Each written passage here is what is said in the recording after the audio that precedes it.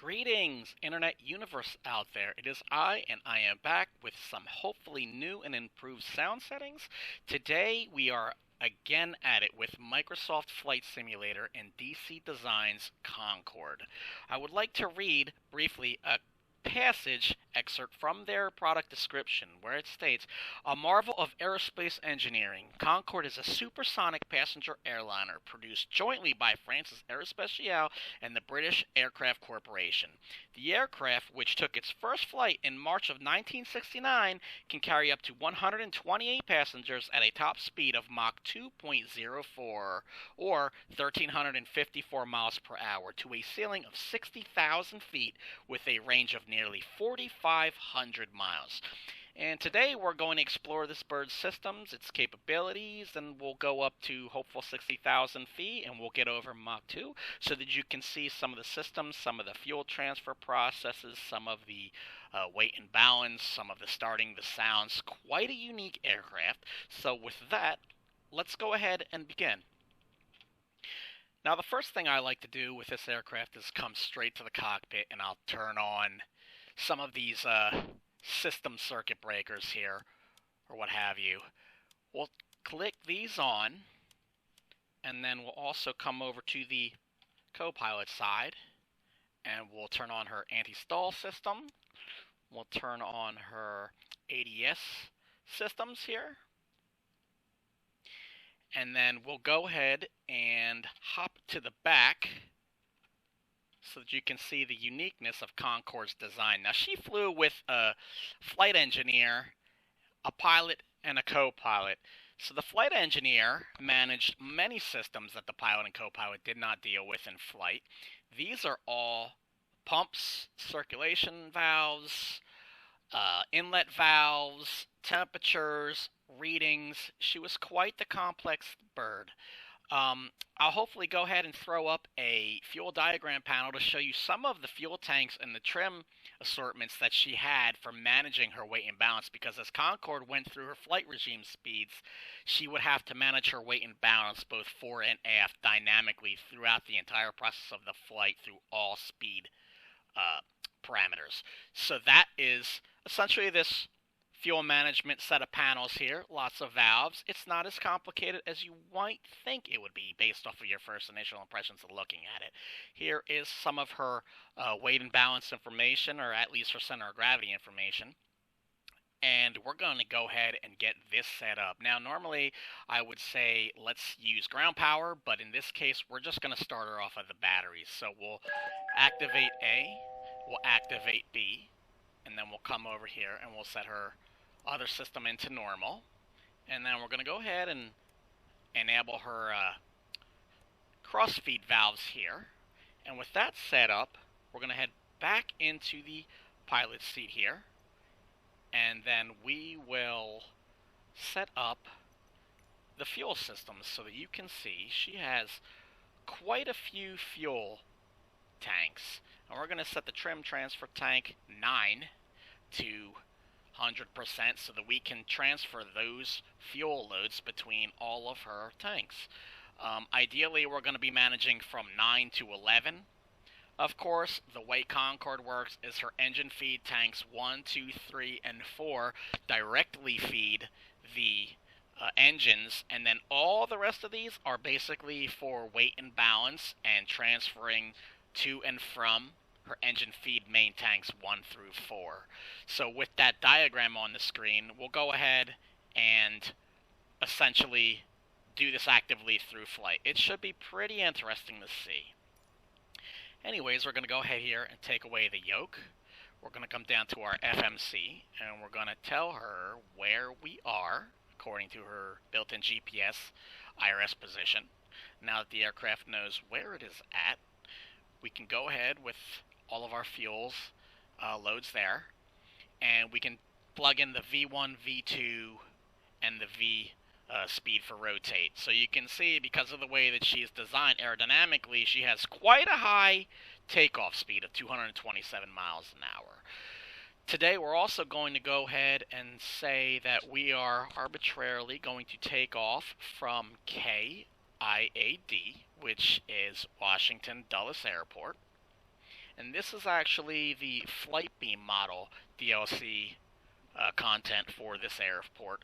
So it is DLC, but I would highly recommend it because the textures and everything else are quite nice, and it is a actual place that Concorde used to fly to because it is near the coast. And we're also going to say we have no particular destination in mind, but we are going to program in, for FMC's sake, San Francisco. Now, Concorde never used to fly over land because of noise abatement rules, which was one of the primary reasons why she did not have very many destinations from her main station at Heathrow International over in Great Britain there, because she would make so much noise going through the sonic barrier that people did not want the issue with the sounds, which ultimately was the limiting factor of where this plane flew. But she did used to fly from London Heathrow to Washington Dulles, among other places on the East Coast. So, we've got that programmed in. We're going to go ahead and reposition ourselves here to turn on some beacons and some nav lights for now. And it would appear that everything here is set up, except we are going to program our throttle position switches here, for lack of a better term on my behalf, of course. And then we're going to go ahead and fire this machine up. Let's start with engine number 4. We'll get it rotating. As you can see, these dials here, 1, 2, 3, and 4. We're going to wait for about 20% on N2. And then we're going to go ahead and introduce fuel.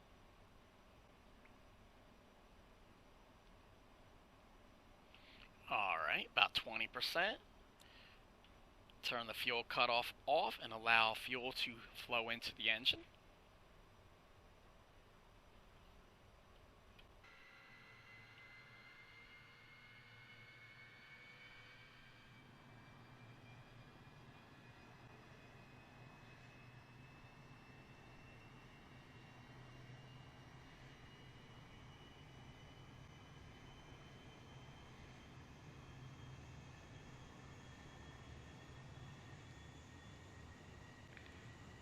And again, I'm hoping all the sounds are working well today for this video. She is a loud plane to begin with because she does have reheats, which is also known as the afterburners. So, quite a loud bird. Okay, we've got one successful light off, so let's come back to our panel here and go for number 3. Again, we're looking for 20% light off. While that's going, I'm going to program our auto throttle speed here and our altitude.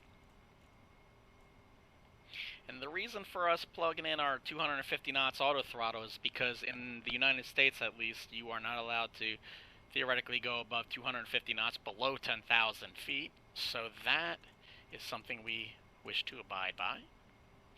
Okay, now that we have a good N2 speed on 3, we're going to introduce fuel. Let that kick off. While we're at it, we'll turn on our Flight Director 2 and 1. And then we'll also set our heading up of due west for now. We're not going to fly with the autopilot, at least initially. Okay, number 3's running, so let's go ahead and activate rotation of engine 2 and continue back on our heading track here, of course. So we're going to set up 270 degrees due west for now. Almost at 20% engine 2, N2. Let's go ahead and introduce some fuel.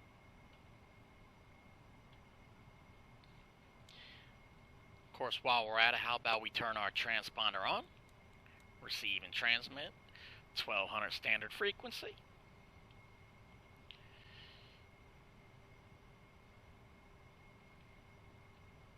Almost there. Of course, monitoring temperatures the entire time, making sure we do not have any overheats. Alright, it looks like number 1 is ready to spool. Let's get that rolling.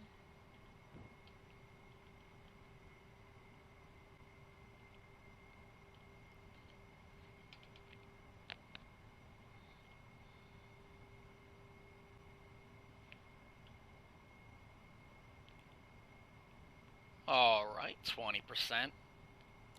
Engine 1 fuel, introduction.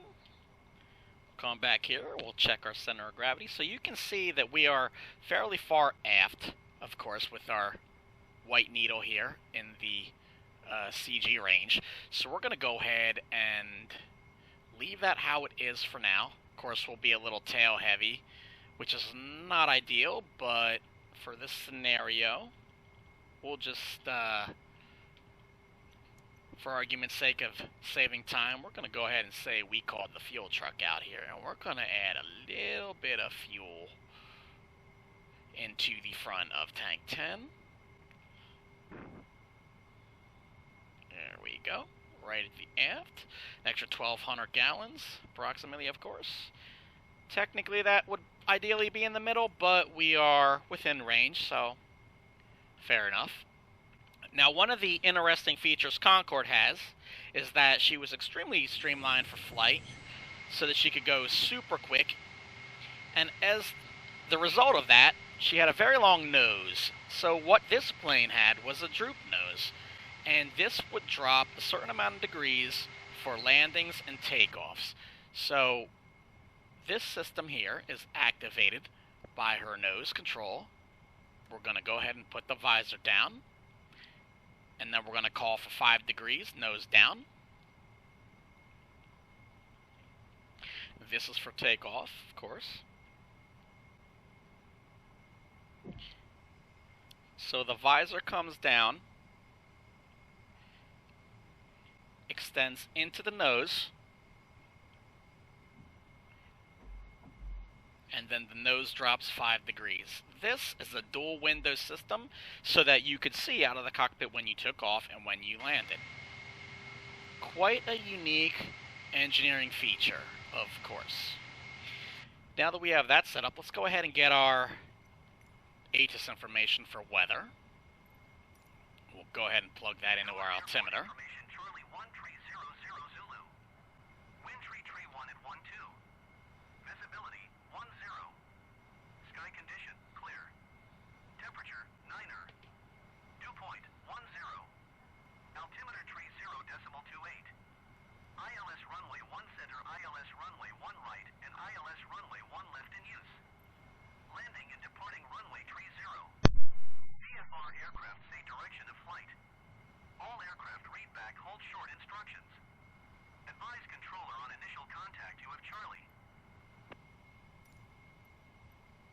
Okay, that's great. Now that we know we're taking off at 3-0, theoretically, and we have a altimeter of 30.28, we can go ahead and ask for takeoff straight out, although we will eventually be turning out to the west. 07, request taxi for straight out departure with Delta. Speedbird 007 taxi 2 and hold short of runway 30 via taxiway Foxtrot Zulu Yankee 11. Contact tower on 120.1 when ready. Alright, thanks. Great talking to you. Taxi 2 and hold short runway 30 using taxiway Foxtrot Zulu Yankee 11 Speedbird 007. Now thankfully we're really close to runway 30. I'll go ahead and pull up the map here so you can see where we are in relation to 30. This is us, of course, right here, the white airplane, and let's scroll over here. This is 30 right here, so you can see we don't have very far to go. We're going to ask for a pushback. Dulles Ground Speedbird 007. And then we're going to head outside. Speedbird 007 pushback request accepted. Now, my apologies in advance. These pushback tugs are certainly not very accurate, so if it happens to clip through some of the nose wheels or anything, you can see how close that gets. Quite alright. Nothing can be done about that. But, you know, free service from the ground crew, so who am I to complain? It will eventually center itself back up underneath the nose wheel. This is a good thing. So there we are, right out there. Those two aircraft taking off is exactly where we're going to be heading. Nice day for flying. I do actually have real-world AI traffic and real-world weather on, so I would assume this is what it's like at the moment. Washington Dulles. Of course, we're looking at about 10 a.m. right now. As this tug driver here goes ahead and takes their sweet old time, of course.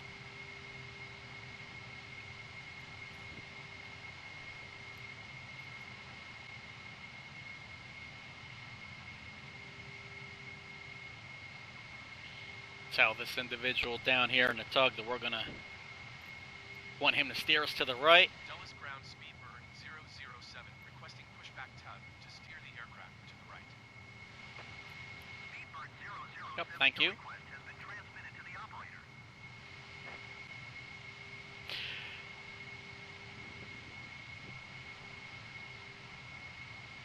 We're not going to allow him to push us around all day, of course, because they don't exactly move at the ironic enough speed of sound, which is where we're headed today.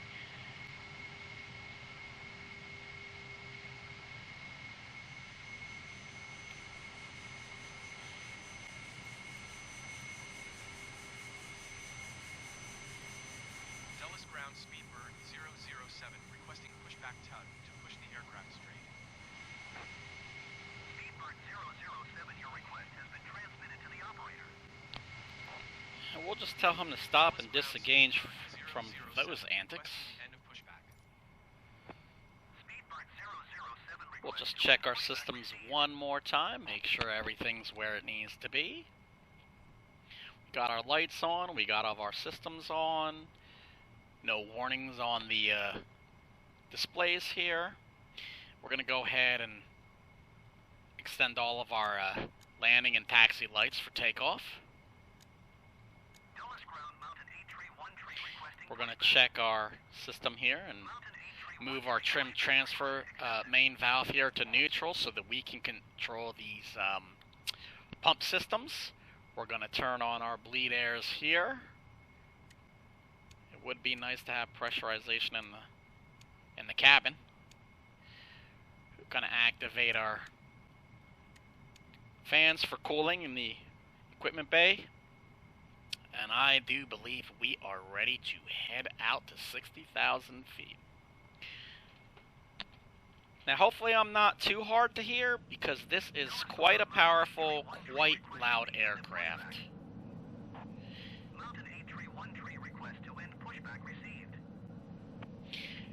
And I will try to keep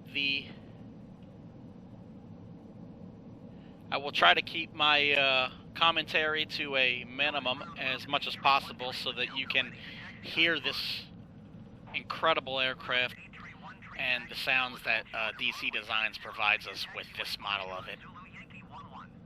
What's interesting about the Concorde that I must mention is the cockpit sits so much further above or in front of the front nose wheel that you have to exaggerate the turns quite a bit, because the wheel, as you can see, is further behind the cockpit, so you really have to judge your turns.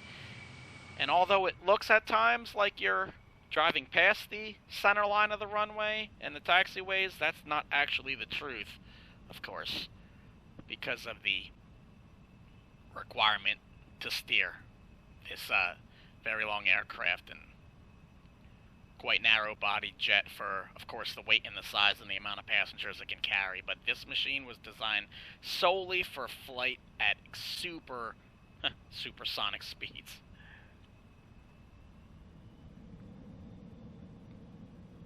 Like I said, we're going to initially climb out. Hopefully the auto throttle and autopilot work as intended. Sometimes they're a bit touchy, but overall this is a fantastic aircraft to experience in Microsoft Flight Simulator. I highly, highly recommend this content. There's that exaggerated turn we're talking about, of course.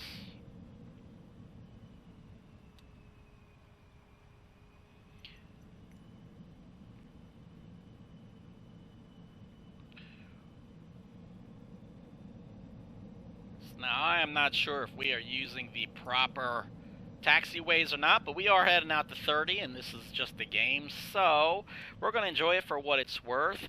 Concorde also flew with very specific flight parameters where they would do a sequence of timing how long they were in and out of Afterburner. They would time their speeds,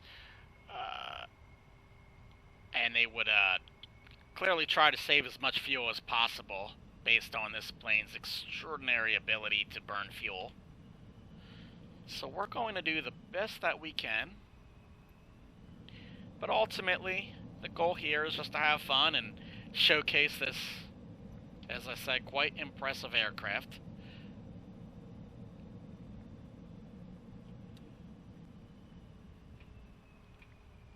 We're going to try and use as much of the runway as possible, so let's go ahead and swing wide here.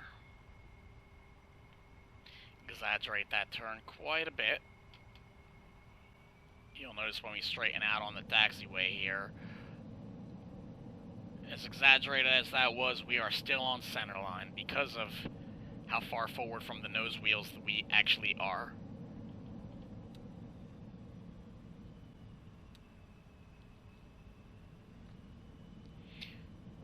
So like I said, thanks for joining today. Hopefully this isn't too methodical and a slow-paced video, as it were. But this is just to get the experience of what this is like in the simulator.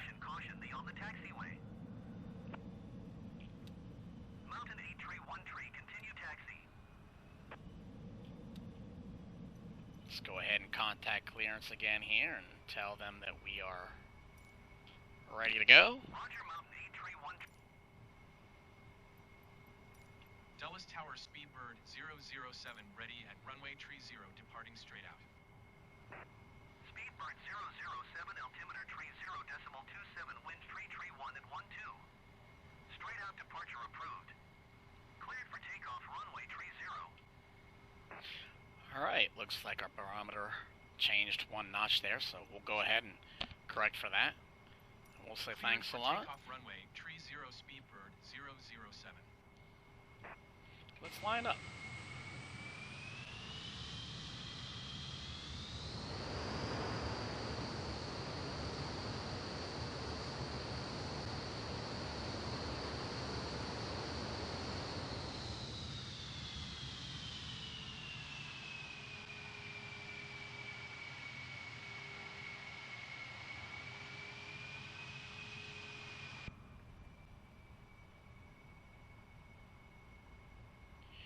Alright, now, like I said before, the unique feature of this plane is the Afterburner Capabilities, usually only found in high-performance fighter jets. So let's go ahead and enable those. They usually got enabled in pairs, outboards and inboards, or vice versa. Let's go ahead and set our time here so that we can watch how long we're in Afterburner. They would usually go 3, 2, 1, turn this on, and pedal to the metal. So 3, 2, 1, now.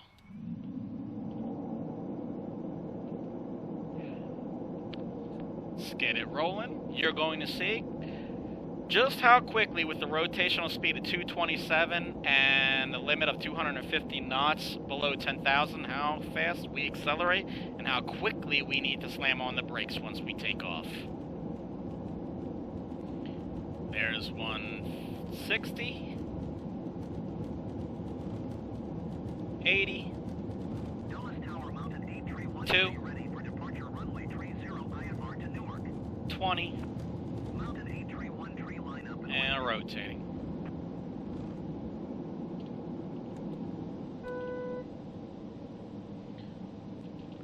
Just like that, we are off the ground. Let's go ahead and turn on our auto throttles and tell the plane we wish to stay at 250 knots. Right now we are not in GPS navigational mode, so we're going to turn on our autopilot 1s and 2 here, and we're going to tell it to track 270 degrees west. Thank you very much, good sir.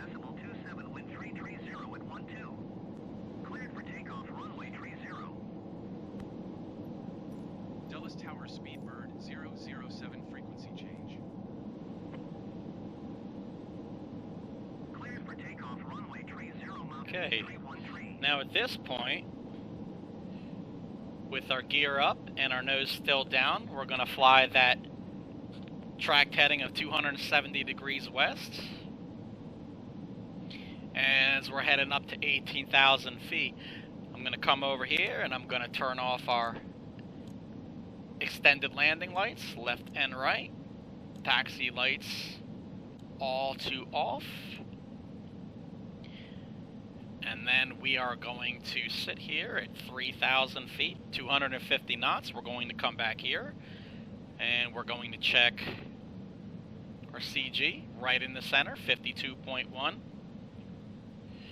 And then I will tell the plane to hold this altitude at 3,700, 800 feet. 3,500 that'll be. And with that, let's bring the nose up. Of course, she's climbing. We'll go right to 18,000. And up comes the nose.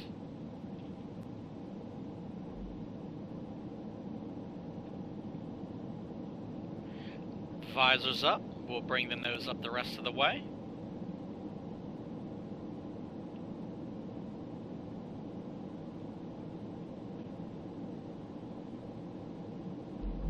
Notice the wind change noises there.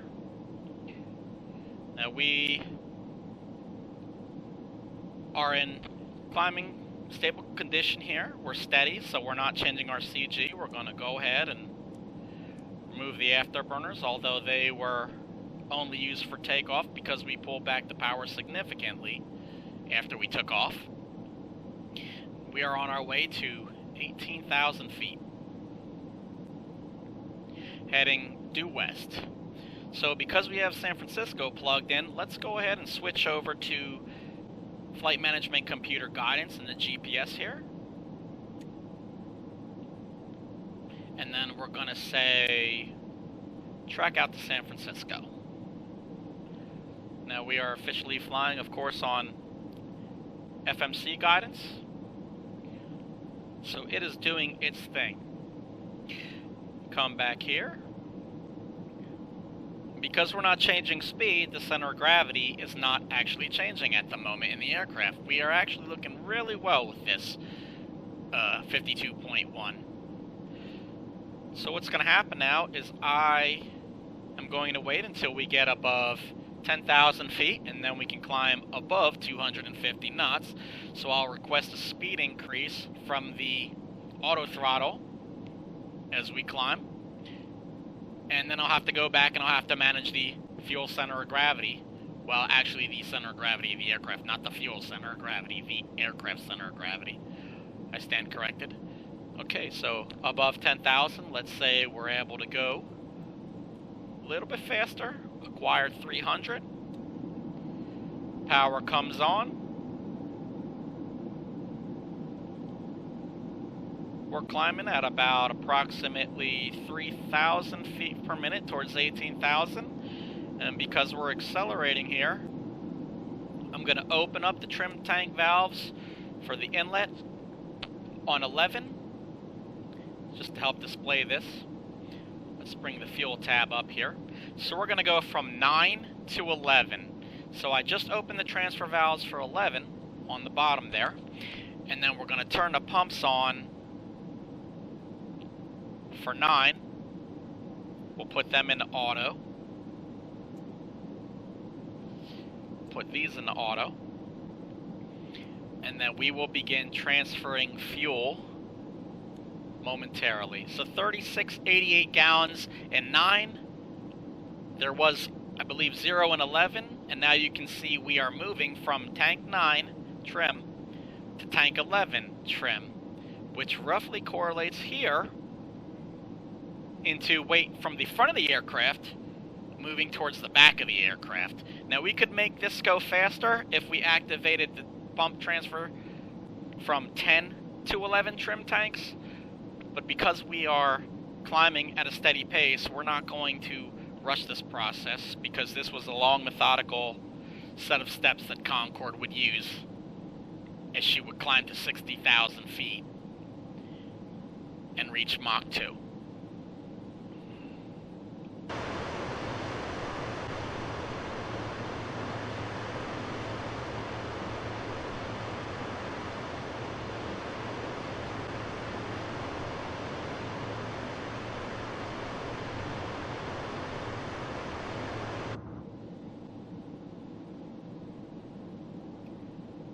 So you get to altitude quite quickly in this bird, considering there's so much power here. We're already at 18,000 feet.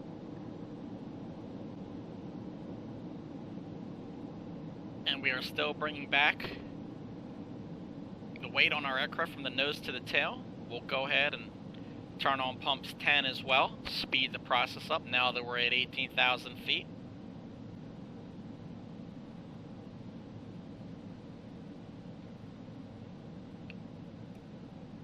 We'll knock off the isolation valves, close them up, leave these pumps in auto. We are no longer transferring fuel. So we basically went from 9 and 10 to 11. There's 370 gallons in there now worth of fuel weight. So we are still within our flight parameters. Now that we're at 18,000, we're going to make our way up to 60,000. So I'm going to call 60,000 up on the altimeter selector. And I'm going to tell it, acquire 60,000 feet, please.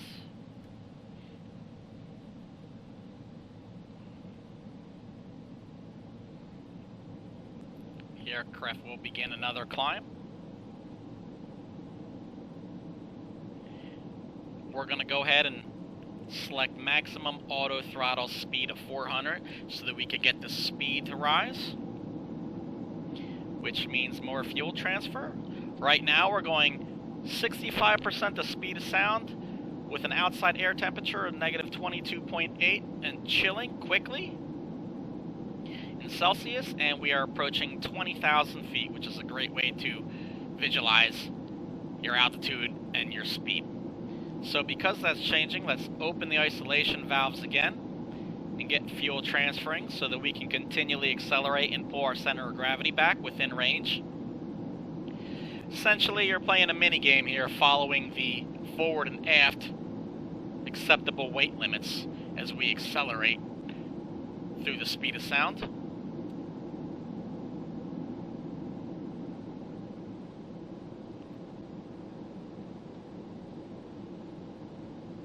Now, Concorde in real life would have certain altitudes and speeds that they would target to fly as efficiently as possible. But like I said today here, we're just having fun, making our way up to 60,000 feet and twice the speed of sound. Hopefully you're enjoying this content. This is quite a unique plane to the flight simulator. I've enjoyed every second of this experience here. Go ahead and close off those valves, stop the fuel transfer since we are no longer accelerating extremely quickly. Passing through 24,000 feet.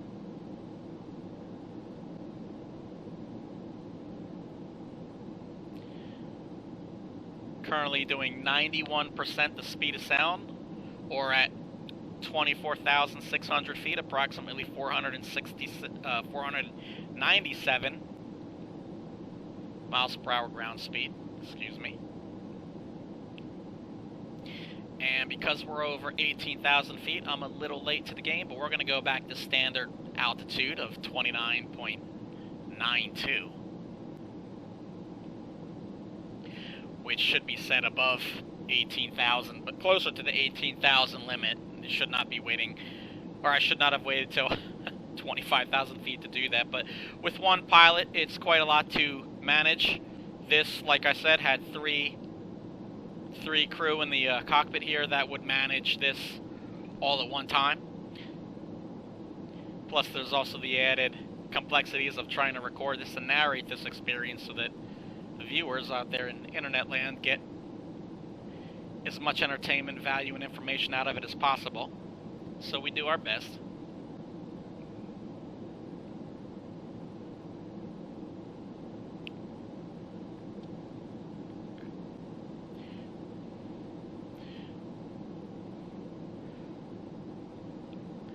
98% the speed of sound at 28,000. We are about to go supersonic.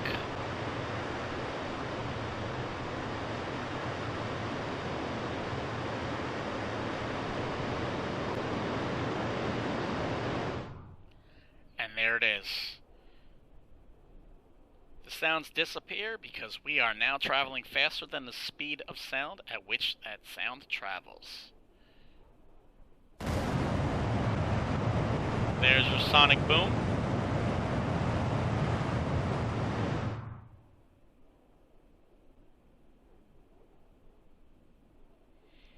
Quite a cool experience. Above 30,000 feet. We're going to go ahead and take off auto throttle.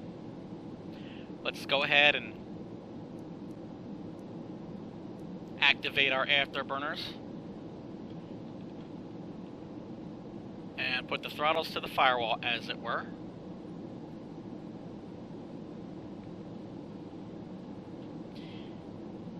And continue to accelerate. Now that we're getting closer to out of CG range, we're going to go ahead and turn our pumps back on to keep that fuel weight transfer within range. So we are traveling 1.08 and accelerating times the speed of sound.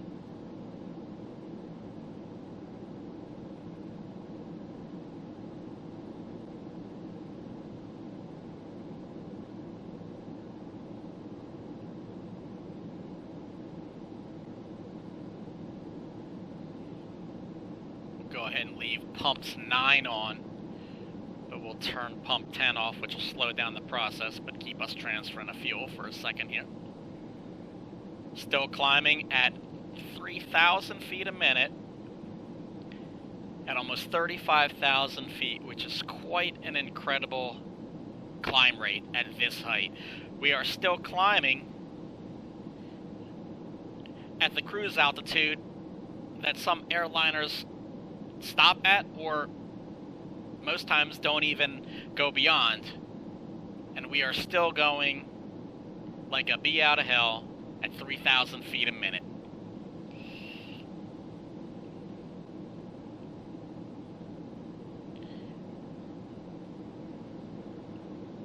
Of course, all while managing our weight and balance. We'll go ahead and knock off that transfer for a little bit, and we'll let Concorde still do its thing.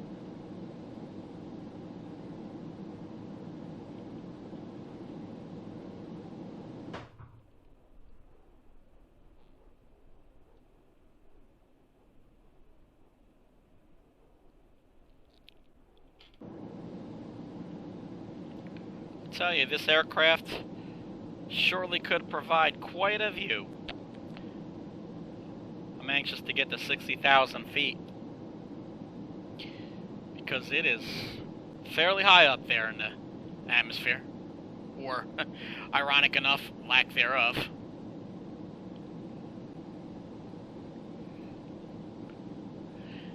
Of course, this back at a time when the aircraft flew, these were state-of-the-art aviation tools.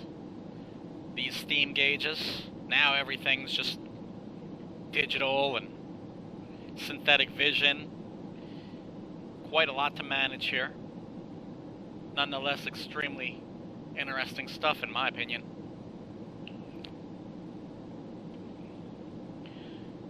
Almost to 41,000 feet.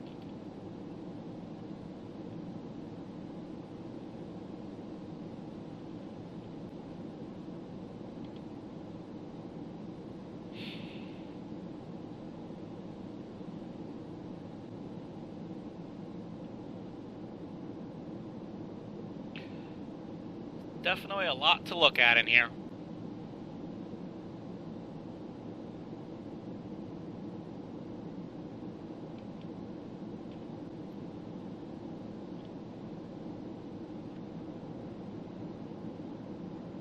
So that forward and aft CG percentage is going to actually wind up at Mach 2 plus, probably towards the bottom of the scale there, in that little gauge window. So we've got a little ways to go.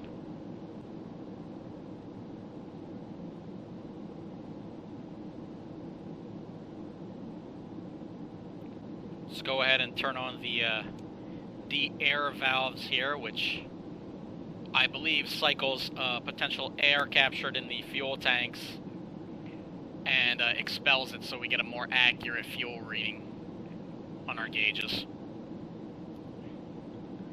Of course, there's still a few more processes here that need to be done. To my understanding, and I may be incorrect, but I believe once Concorde got up near Mach 2, they would open up her 5A and her 7A tanks, which is displayed here. 5A and 7A would be fed back into the main transfer tanks, and that would get more excess weight and fuel out of the back. So we may have to compensate for that. Not a big problem.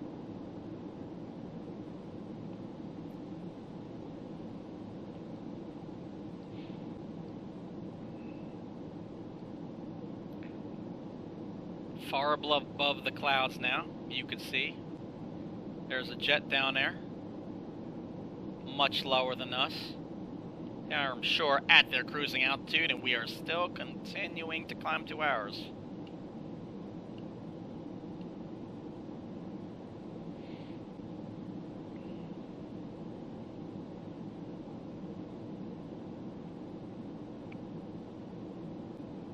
So what we'll do is we'll do a stepped climb process here, which I believe also is what Concorde used to do. We'll cut off the climb at about 50,000 feet, pick up a little bit of speed, and then resume the climb again.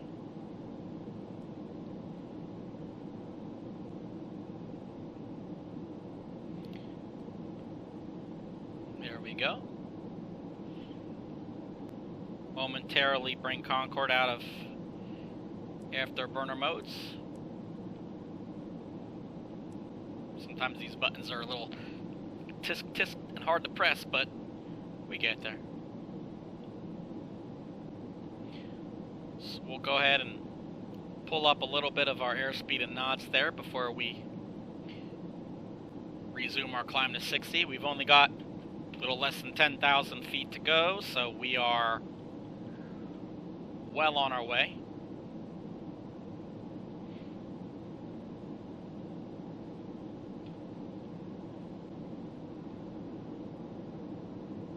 Still within CG at 56.4.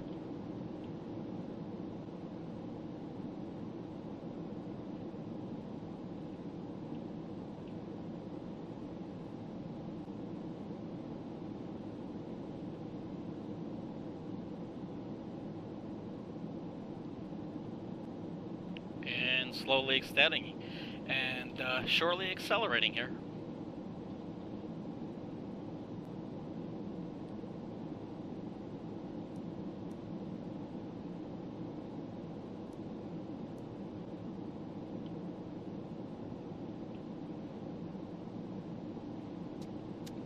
Our auto throttles and bring our power up to get this thing moving.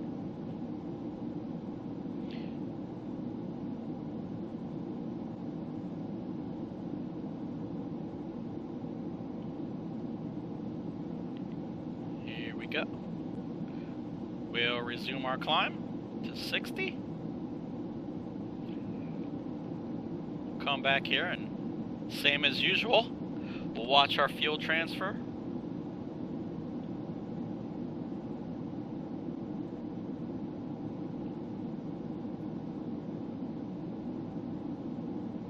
I'm trying not to talk too much to this phase because, like I said, I want this to be organic with the sounds. I'm hoping that you're enjoying what you're seeing. I'm hoping that you're liking this audio experience.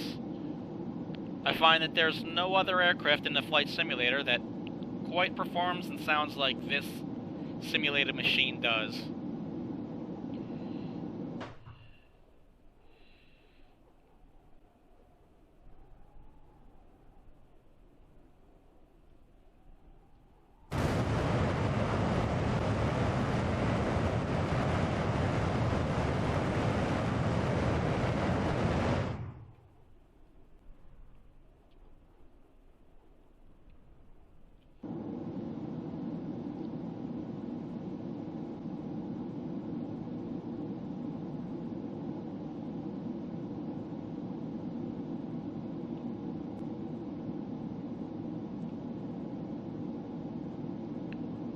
Step climate again.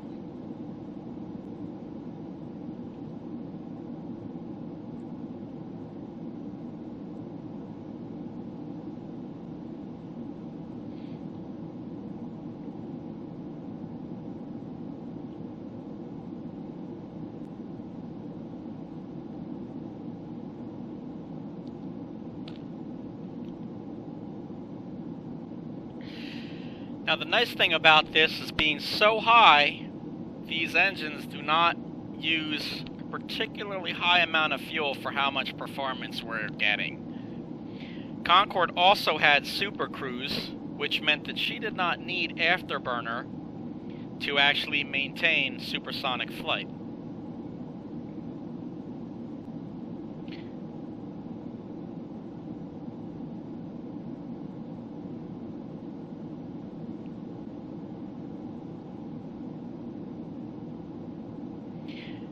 There is a flight characteristic, I believe, that supersonic had in real life and true to the sim, where you would have to get over, don't quote me because I do not know what speed it is, but there is a speed where maximum aerodynamic pressures and drag would have to be overcome with this aircraft, and once you get beyond that speed, acceleration becomes quite a bit easier. So we're working our way up to that. I do not believe that we are through it yet.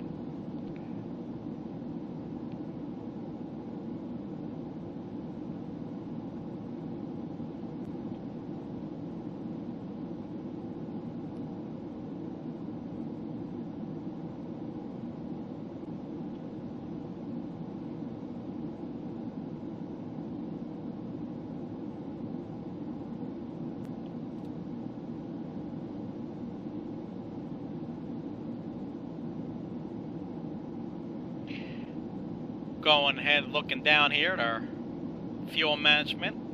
It says we have 63,000 pounds of fuel on board. And in thousands of kilograms, we've burned basically 3,380 pounds in engine number 1, 3,402, so on and so forth, 3 and 4.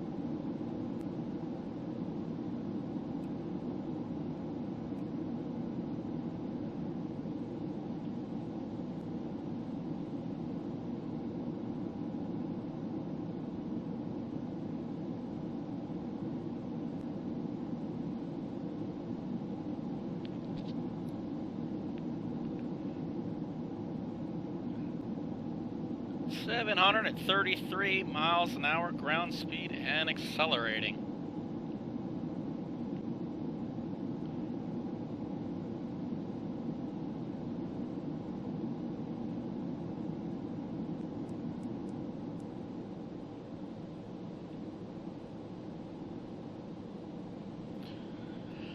One of the nice things about this aircraft is when you're this high, you're above most of the weather turbulence. So this was quite, from what I understand and have read, quite a smooth flight.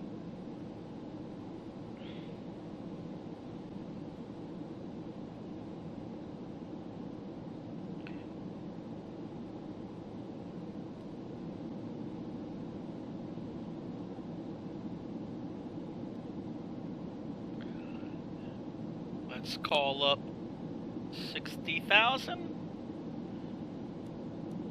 for one last climb.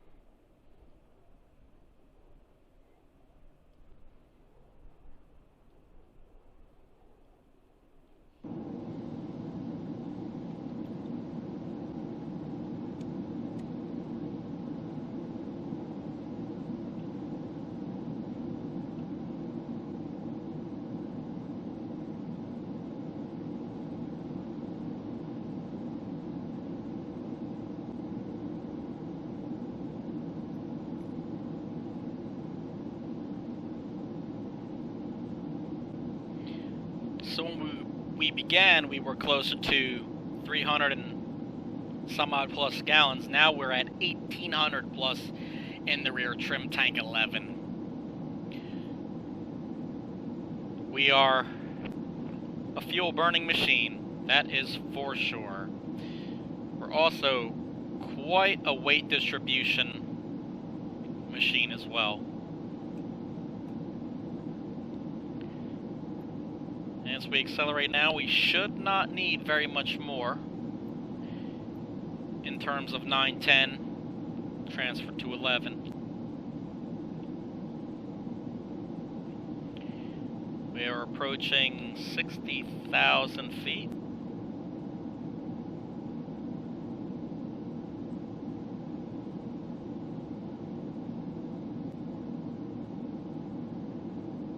And accelerating.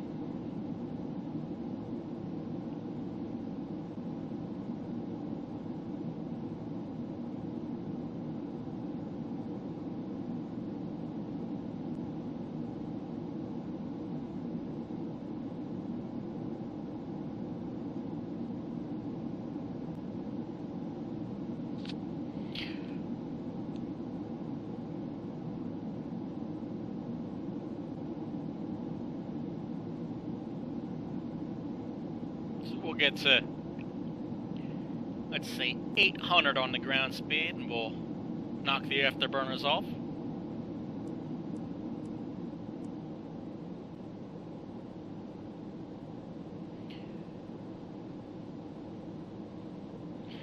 So as you can see, this is a process that takes a little bit of time, but we're not an afterburner anymore. We are in Super Cruise, and we are accelerating without the use of those afterburners at 60,000 feet.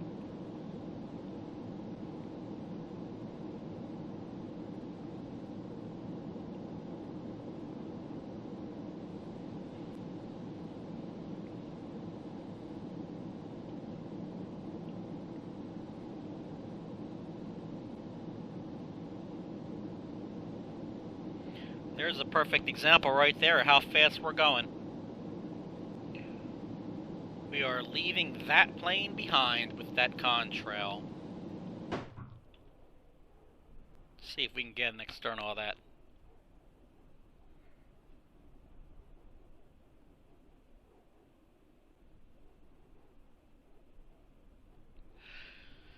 So there's a good chance that we are higher above them than they are above the ground. Twice the height. Approximately, of course, because I don't know what altitude that is, but I'm sure that's a modern jetliner. We're on our way to twice the speed of sound at twice the height that thing is traveling.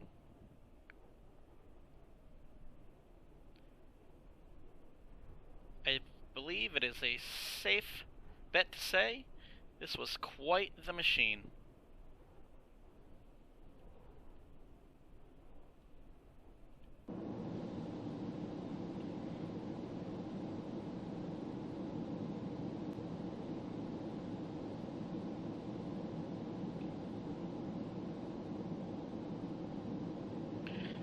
To save everybody some time, we're going to go ahead and Kick these afterburners back in, which typically would not be done once you're at 60,000 feet. You would almost certainly be to the point of cruising speeds, but to save time and effort on the video for, you know, the internet viewers out there, we're going to go ahead and hopefully accelerate this process a little bit by kicking those afterburners back on.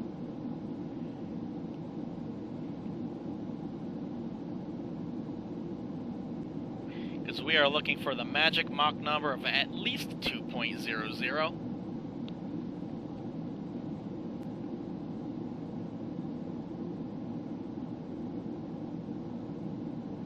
However, even though we're traveling nowhere near this machine's top speed for cruise, you can see we have 1,798 miles, approximately going 880 at our ground speed indication. Even at this speed, we're going east to west coast in just about 2 hours, a little over maybe, and we are still accelerating.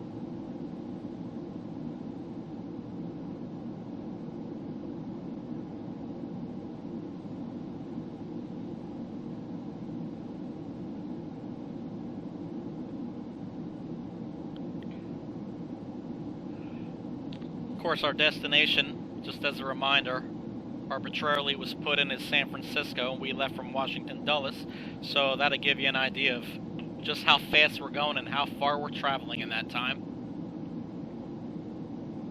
Rapidly approaching 1,000 here.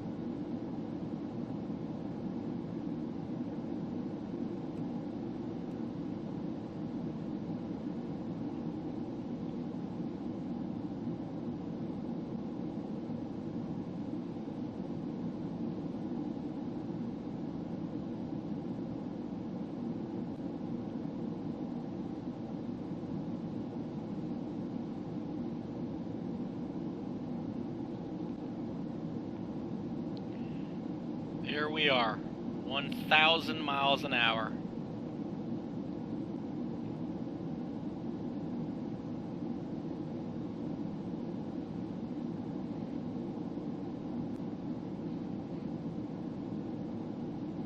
That'll be a great time to look out the window, I suppose.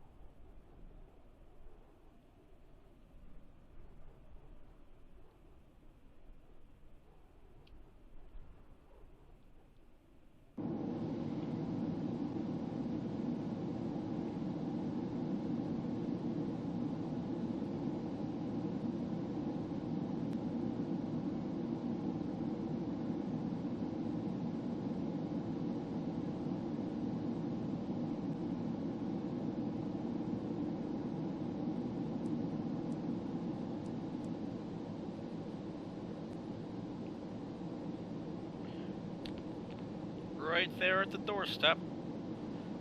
Twice the speed of sound.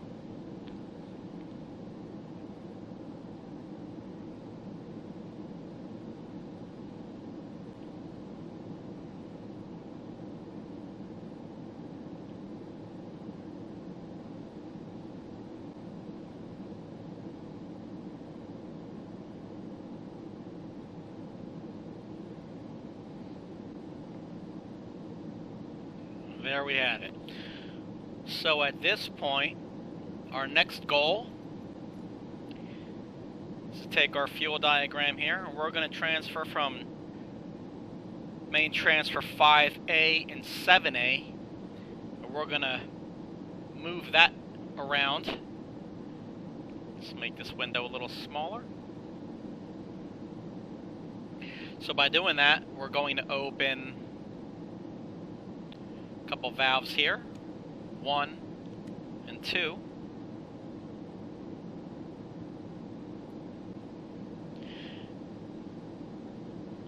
And by doing that, what we are doing is we are filling the main transfer tanks 5 and 7 back up, and we are pulling from 5A and 7A to do that. As I said previously, I do believe this was a process that Concorde would go through when she was closer to Mach 2, twice the speed of sound. Because we're transferring to different tanks, we're going to go ahead and open our 11 valves open so that we can get some more weight towards the rear of the plane again.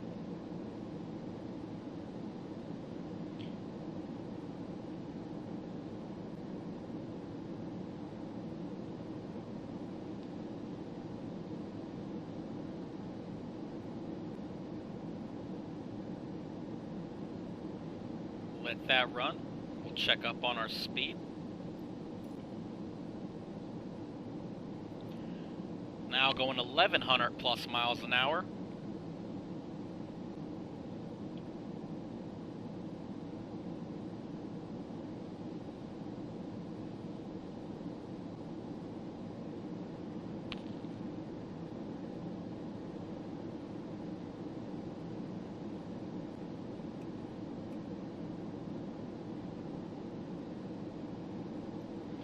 And continuing to transfer from 5A and 7A. Well, 5A is actually finished. We've got 80 gallons plus to remove from 7A into 7.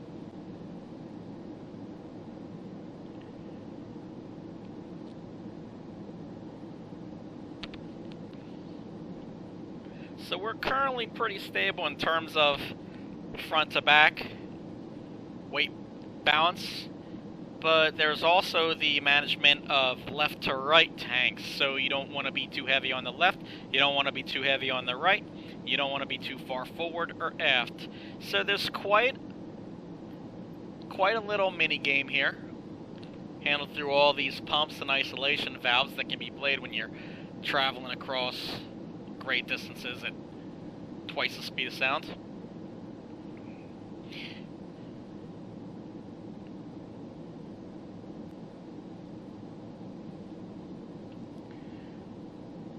So, the question is, where does all of this stop?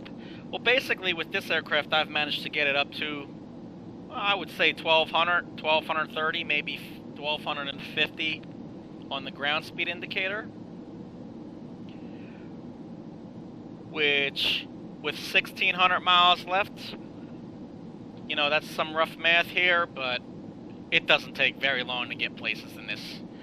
I've done trips from England to JFK, 3+ hours.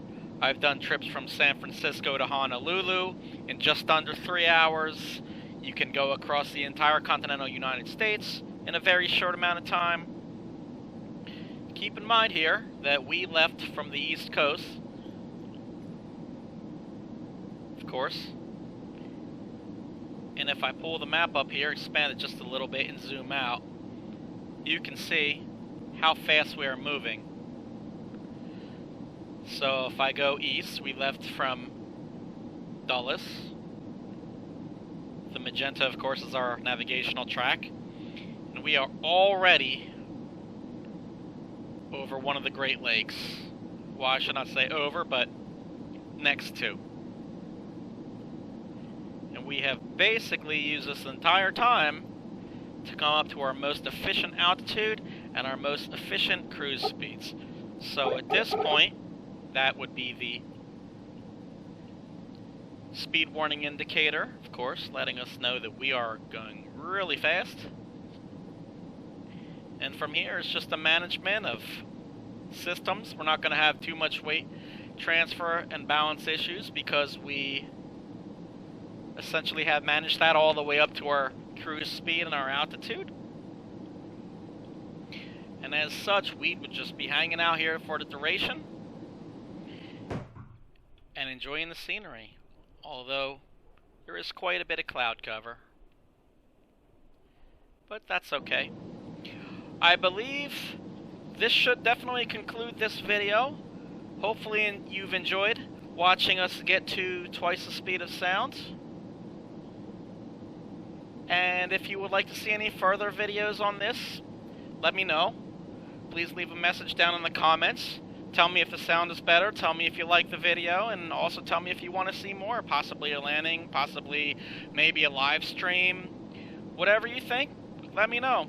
If you wish, please leave a like or dislike. It all helps, lets me know how the content's going. Thanks for watching. Have yourselves a great day. Bye-bye.